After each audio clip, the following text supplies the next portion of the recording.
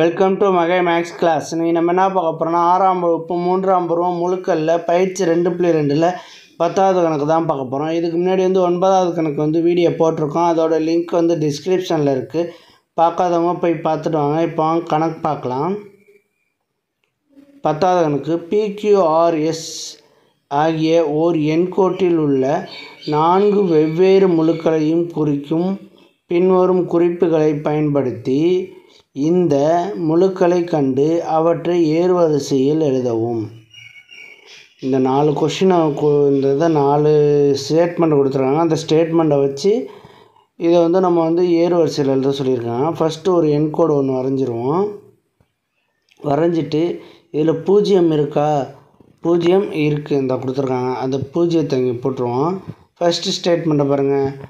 S ஆனது கொடுக்கப்பட்ட முழுக்களில் மிக சிறிய எண்ணாக இருக்கும். இப்போ எஸ் ஆனது கொடுக்கப்பட்ட நிலையே மிக சிறிய எண்ணு. இங்கே தான் இதான் கடைசின்னு நம்ம வச்சுக்கிறோம். மிக சிறிய எண்ணுன்னு வச்சுக்கிறோம். ஓகேவா? அடுத்து 2 ஆறானது மிக சிறிய மிகை முழு ஆகும். 6ங்கிறது மிக சிறிய மிகை முழு ஆகும். மிகை முழு மிக சிறியதில் 1 தான். அது 1 எங்கே இருக்கும்? 0க்கு பக்கத்தில் இருக்கும். அப்போ ஆர் இந்த இடம் தான். ஆரோட இடம் இந்த இடம். ஓகே, அடுத்து பாருங்கள். முழுக்கள் P மற்றும் S ஆனது 0விலிருந்து சம தூரத்தில் இருக்கும். P S தொலைவில் இருக்க மாதிரி S தொலைவு தூரத்தில் இருக்கும் அப்படின்னு சொல்கிறாங்க. ரெண்டும் சமமாக இருக்குன்னு. அப்போ P இந்த இடத்துல இருக்கும். ஓகேவா? அடுத்த ஸ்டேட்மெண்ட்டை பாருங்கள். Q ஆனது முழு 6இன் இடதுபுறம் 2 அலகு தொலைவில் உள்ளது.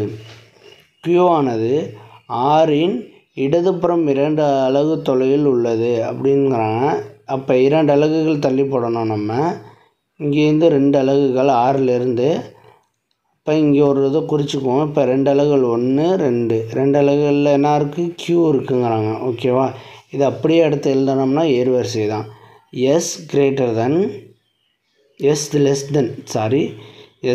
than Q less than 0 less than R less than P.